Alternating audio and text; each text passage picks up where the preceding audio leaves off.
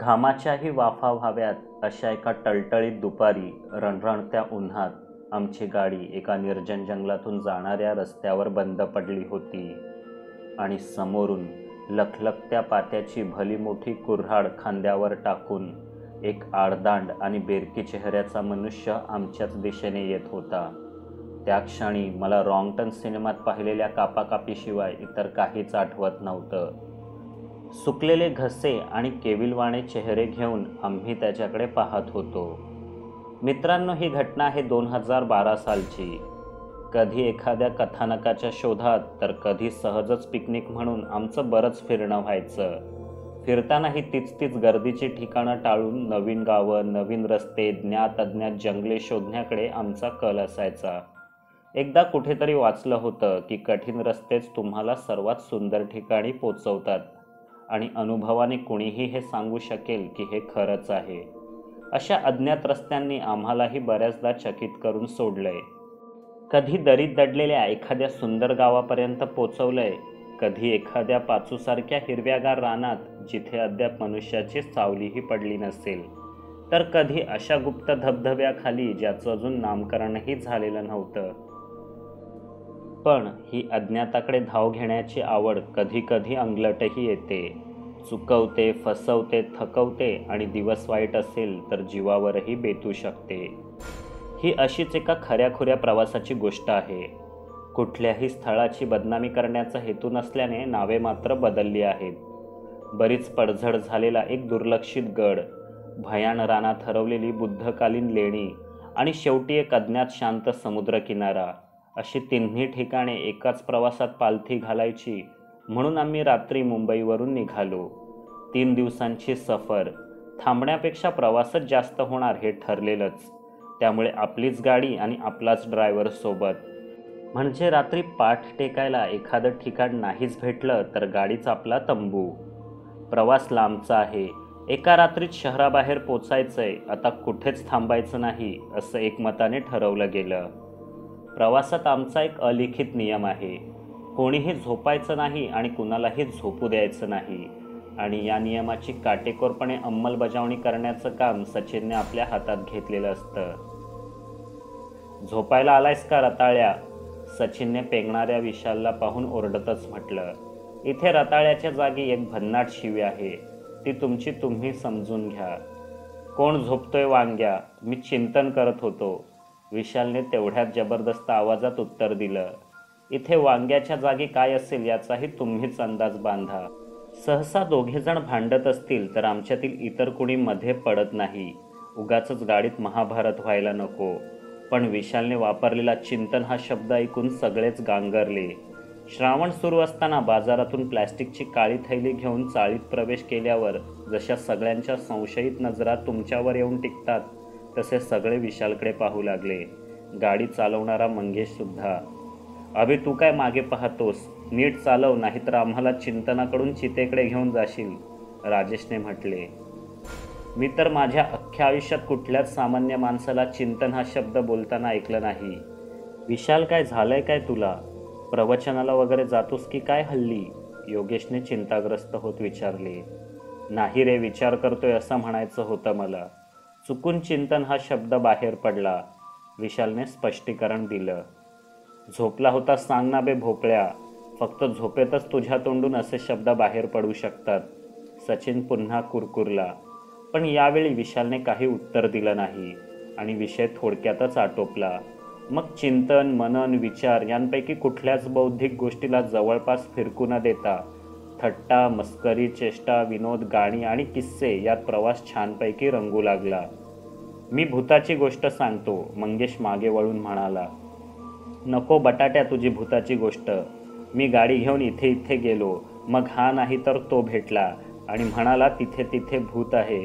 एवढीच असते तुझी गोष्ट. त्यापेक्षा ती म्हातारी आणि भोपळ्याची गोष्ट अजून पण चांगली वाटते. निदान ती म्हातारी व्हेरिएशन तरी देते. आज कोल्हा भेटला, उद्या लांडगा. तुझ्या तर प्रत्येक गोष्टीत तीच 4-2 वाक्य असतात. तू गाडीच चालव. सचिनने मंगेशच्या उत्साहावर पाणी सोडले. बाबा मंगेश, मला तुझ्या गोष्टीत पूर्ण इंटरेस्ट आहे, पण आता तू फक्त गाडी चालवण्यावरच फोकस कर, नाहीतर आपला प्रवास आत्म्यापासून परमात्म्याकडे व्हायला वेळ लागणार नाही, विशाल म्हणाला. चिंतनानंतर आता आत्मा आणि परमात्मासारखे शब्द ऐकून पुन्हा सगळे दचकले. बाळ विशाल, अरे काय होतंय काय तुला? तुझं वय काय? तू बोलतोयस काय? घरी गेल्यावर अंगावरून उतारा काढायला सांग घरच्यांना, लिंबाजी म्हणाला. उतारा कसला काढतोस? 2 झापड देऊन उठव तेंडल्याला, तो झोपेत बडबडतोय, सचिन भडकला. बाकीचेही शंकेने विशालकडे पाहू लागले. एव्हाना गाडी शहराबाहेर पोचली होती. नकाशात दाखवल्याप्रमाणे आम्ही एक लांबलचक शॉर्टकट घेतला. रस्ता जंगलातून जाणारा, कच्चा पण सरळसोट होता. गाडीचा वेग कमी करावा लागला, पण इतर काही फारसा धोका नव्हता. त्या रस्त्यावर कुठली वाहनेही नव्हती. आता तरी सांगू का मी गोष्ट? मंगेशने वरच्या आरशात पाहत विचारले. सांग तू सांग, पण रस्त्यावरचं लक्ष विचलित होऊ देऊ नकोस, मंगेशच्या बाजूलाच बसलेला किरण म्हणाला. विचलित या शब्दाने पुन्हा एकदा सगळ्यांचे लक्ष विचलित झाले. तो पण झोपलाय का चेक करा एकदा, सचिन म्हणाला. पण यावेळी फारसं कोणी मनावर घेतलं नाही. लवकरच गाडीत शांतता पसरली आणि मंगेशला आपली गोष्ट ऐकवण्याची संधी सापडली. असाच एकदा रात्रीचं गावी चाललो होतो. मुख्य रस्त्यावरून गाडी आत वळवली. त्यावेळी गावात जाणारा डांबरी रस्ता तयार झाला नव्हता. मातीच्या कच्च्या रस्त्याने बनलेला घाट हळूहळू उतरावा लागायचा. नजर समोरच्या रस्त्यावर आणि पाय ब्रेकवर ठेवूनच गाडी चालवत होतो. इतक्यात मागे गाडीच्या टपावर काहीसं पडलं. मी गाडी थांबवली. मागे पाहिलं, पण काहीच दिसलं नाही. पुन्हा गाडी सुरू करणार एवढ्यात पुन्हा तसाच आवाज टपावर ऐकू आला. आता मात्र मी घाबरलो. काहीही ऐकू आलं तरी गाडी थांबवायची नाही असं ठरवून गाडी चालवत राहिलो. पण जवळपास दर मिनिटाला गाडीवर काहीतरी पडत होतं. जसा काही मी कुठल्या तरी राक्षसाच्या अंधाऱ्या गुहेतच शिरलोय आणि तो मला खडे मारून बाहेर काढू पाहतोय. 10-15 मिनिटे हा टपटप खेळ चालू होता, पण ती 10-15 मिनिटे सुद्धा मला युगांसारखी वाटली. दुतर्फा झाडांनी वेढलेला तो भयान रस्ता संपेनाच. अखेर काही वेळाने अचानक काट्याकुट्यांनी बनवलेली एक भिंतच मध्ये आडवी आली. म्हणजे तो राक्षस अशा प्रकारे माझी वाट अडवून उभा होता तर. मी डोळे बंद करून ॲक्सिलेटर दाबला. ती भिंतच उडवून टाकली. लवकरच मोकळ्या रस्त्यावर आलो. तासाभराने घरी पोचलो. दरदरून ताप फुटला होता. 4 दिवस गुंगीत होतो. 5व्या दिवशी थोडं बरं वाटलं तेव्हा गाडीजवळ जाऊन पाहिलं. पूर्ण गाडीवर एक पिवळा चिकट द्रव उन्हात कडकडून वाळला होता.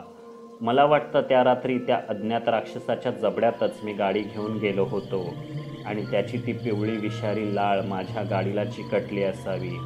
नंतर अचानक समोर आलेलं ते काटेरी झाडांचं कुंपण हे कदाचित त्या अकराळ विक्राळ दैत्याचे दात असावेत, जे पाडून मी त्या क्रूर काळाच्या जबड्यातून बाहेर पडलो. जिवंत वाचलो म्हणून आज आपण सोबत आहोत. मंगेशची गोष्ट संपली. नशीब आज काहीतरी वेगळं सांगितलंस. 3-4 ओळींची गोष्ट सांगितली असतीस तर मागून गाळाच दाबला असता मी तुझा. सचिनने तोंड उघडलं. काहीही असो, बनावट असली तरी गोष्ट इंटरेस्टिंग वाटली मला, लिंबाजी म्हणाला. बनावट नाही रे, खरंच सांगतोय मी. हवं तर त्यावेळचं डॉक्टरचं बिल दाखवतो तुला. पुरावा म्हणून अजून जपून ठेवलंय मी, मंगेश म्हणाला. भुताटकीचा पुरावा म्हणून डॉक्टरचं बिल, तेही 8 वर्ष जुनं, कोणी जपून ठेवतं का? हे जरा अतिच होतंय तुझं, किरण म्हणाला. तुझ्यासोबत खरंच असं घडलं असेल याबद्दल मला शंका नाही, पण तू एखाद्या राक्षसाचे दात तोडून बाहेर पडलास हे मात्र थोडं अविश्वसनीय वाटतंय. मी बऱ्याच वेळाने तोंड उघडलं. हो तेच म्हणतोय मी पण. हा काय राक्षसाचे दात पाडणार? राक्षसानेच माव्यासारखा बाहेर थुंकला असणार याला, साहिल म्हणाला. यावर सगळेच हसले. माझ्याकडे यापेक्षा अधिक चांगलं स्पष्टीकरण आहे, पण त्याआधी माझ्या 1-2 प्रश्नांची उत्तरं दे मंगेश. पहिलं, तू उन्हाळ्याच्या अखेरीस गावी गेला होतास का? दुसरं, तू रस्ता चुकला होतास का? मी विचारलं. मला वाटतं दोन्ही प्रश्नांची उत्तरं होच आहेत, पण तुला कसं ठाऊक? मंगेशने आरशात पाहत विचारलं. अगदी सोपं आहे मित्रा. त्या रात्री तू वाट चुकून कुणाच्या तरी आमराईतच गाडी घातली असणार. हंगामाच्या अखेरीस पूर्णपणे पिकलेले आंबे तुझ्या गाडीच्या धक्क्याने चटाचट टपावर पडू लागले. त्याचाच तो आवाज होता. तू घाबरून आणखी वेगाने गाडी चालवू लागलास. ती दुतर्फा असलेल्या कलमांना घासूनच जात होती. त्यामुळे आणखी आंबे पडू लागले. तोच तुझा खडे मारणारा राक्षस. आणि बागेच्या टोकाला पोचल्यावर जे काटेरी दात तुला दिसले ते काटेरी झुडपांचं कुंपण असणार, जे उडवून तू बाहेर पडलास. कोकणाकडे त्याला वय म्हणतात. नशीब तुझं गाव तिथून तासभर लांब होता. जवळचा असतास तर त्या दिवशी आमराईच्या मालकाने ज्या शिव्या घातल्या असतील त्या ऐकून 4 दिवस आणखी आजारी पडला असतास. मी स्पष्टीकरण संपवलं. म्हणजे गाडीवर असणारा तो पिवळा चिकट थर आमरसाचाच होता मंग्या, राक्षसाची लाळ नव्हती. राजेश म्हणाला. डोकं वापरण्यापेक्षा थोडं नाक आणि जीभ का वापरली नाहीस तू? काहीही असो, गोष्ट मस्त होती की नाही, टाइमपास झाला की नाही बोला, मंगेशने विचारलं. हो, छान होती. आमराईतला राक्षस या नावाने एक कथा लिहून टाक तू चेतन, लिंबाजी म्हणाला. मंगेश, थोडी गाडी बाजूला घेतोस का? मला हलकं व्हायचंय, साहिलने रिक्वेस्ट केली. अरे पण कुठेच थांबायचं नाही असं ठरलंय ना. 2-1 तासात पोचूच आता, थोडा धीर धर, मंगेश म्हणाला. अरे मघापासून वळवळतोय तो, त्याची अगतिकता समजून घे. कुठेतरी गाडी थांबव, मी म्हटलं. अगतिकता शब्द ऐकून पुन्हा सगळे चाट पडले. आता मला समजलंय हा सुसंस्कृत शब्दांचा कोरोना आपल्या ग्रुपमध्ये कसा व्हायरल झाला ते. सगळा याच्या कथांचा परिणाम आहे, सचिनने मागून तक्रार केली. सचिन, तुझ्या तोंडून सुसंस्कृत वगैरे शब्द ऐकले की कावळा शास्त्रीय संगीत गातोय असं वाटतं रे, किरणने सचिनची टर उडवली. मंगेशने गाडी बाजूला लावली. साहिलसह सर्वच हलके होऊन आले. आमच्या प्रवासाचा पहिला टप्पा पूर्ण होत आलाच होता. पहाटेपर्यंत आम्ही त्या दुर्लक्षित अज्ञात गडाच्या पायथ्याशी नक्कीच पोचू असं वाटत होतं. राजेशचं लक्ष नकाशावरच होतं. गाडी सुरू झाली. मध्यरात्र उलटून गेली असल्याने हवेत गारवा वाढू लागला. नकळत डोळे जड होऊ लागले. कुणी झोपू नये म्हणून पुन्हा एकदा कथेचाच विषय बाहेर काढला गेला. सचिन, गोष्ट सांग, विशाल म्हणाला. मला ठाऊक नाही, तूच सांग. का? मघाशी सांगत होतास ना म्हातारी आणि भोपल्याची. म्हातारी व्हेरिएशन देते असं म्हणालास, तीच सांग, मंगेशने टोमणा हाणला. म्हातारी देऊन देऊन किती व्हेरिएशन देणार? कधी वाघ, सिंह, तर कधी कोल्हा नाही तर लांडगा, योगेश म्हणाला. मला तर अजूनही कोल्हा आणि लांडग्यातला फरक कळला नाही. त्यात काय एवढं, दोघे सेमच असतात. कोल्हा कुपोषित असेल तर त्याला लांडगा म्हणतात. सचिनने आपलं दिव्य जनरल नॉलेज पाजळलं. सगळे गडगडाटी हसू लागले.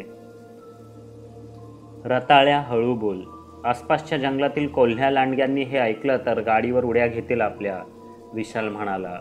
एवढ्यातच मंगेशने करकचून ब्रेक मारला. सगळेच एकदम चिडीचूप झाले. समोर अंधारा वाचून काहीच नसताना याने गाडी का थांबवली? खाली बघा, मंगेशने म्हटले. गाडीपासून अवघ्या 10-12 फूट अंतरावर 3-4 साप रस्त्यावरच सुस्तावून पडले होते. जंगल सोडून हे रस्त्यावर काय येतात अशा अपरात्री, लिंबाजीने विचारलं. साप हा शीतरक्ती असतो. ऊब मिळाली नाही तर त्यांना हालचाल करणेही कठीण होऊन जाते. दिवसभर उन्हात तापलेल्या रस्त्यांमध्ये अजूनही किंचित ऊब असते. हे सरपटणारे प्राणी बहुधा त्या उभेलाच येतात, मी म्हटलं. पण अशाने हे येणाऱ्या जाणाऱ्या गाडींखाली चिरडले जाणार नाहीत का? जातातच. दररोज असे कितीतरी साप आडवळणांच्या रस्त्यावर चिरडले जात असतील. प्रत्येकाला आपल्यासारखं थांबून त्यांच्या जाण्याची वाट पाहण्या इतका वेळ नसतो. आणि रात्री अपरात्री असं भर जंगलात थांबणं सुरक्षितही वाटत नाही. बिचाऱ्या सापांनी जंगल सोडून रस्त्यावर यायलाच नको, योगेश कळवळला. बरोबर आहे तुझं, पण माणसाने जंगल तोडूनच रस्ते बनवल्यावर हे मुके जीव जाणार तरी कुठं, किरणने म्हटलं.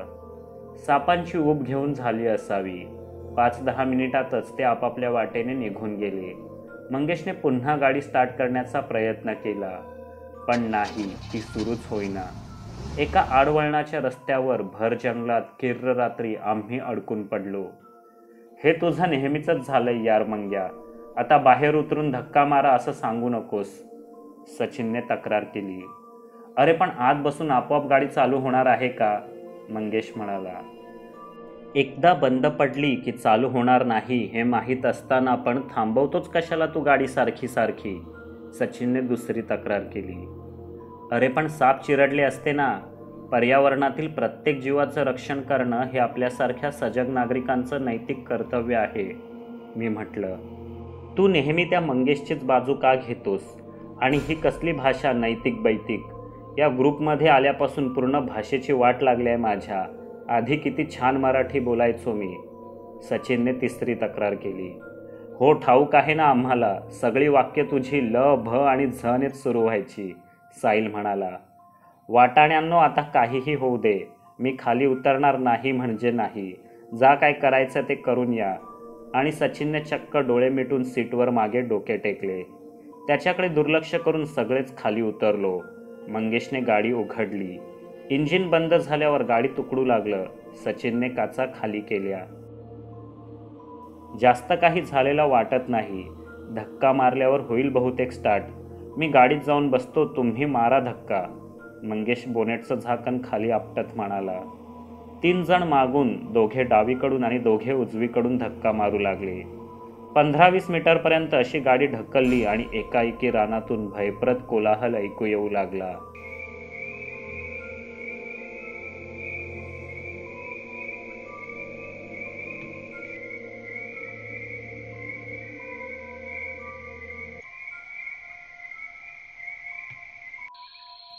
घनदाट झाडांच्या उंच फांद्यावर झोपलेल्या वानरांची अचानक झोपमोड झाली होती.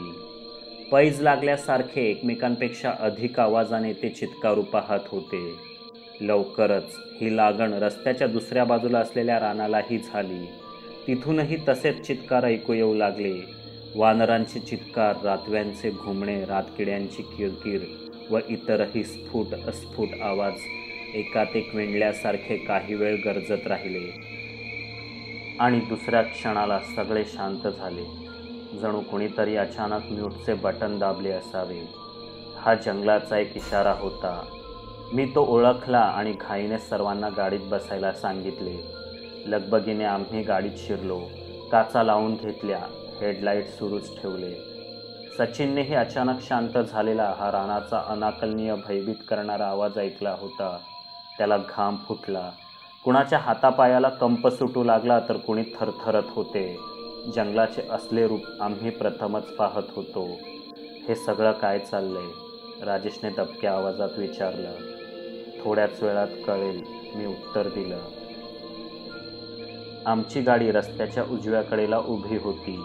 तिच्या हेडलाईट्सचा प्रकाश रस्त्यासह उजवीकडच्या दाट जाळीवर पडला होता. ती संपूर्ण झाडीच आता गदागद हलू लागली होती.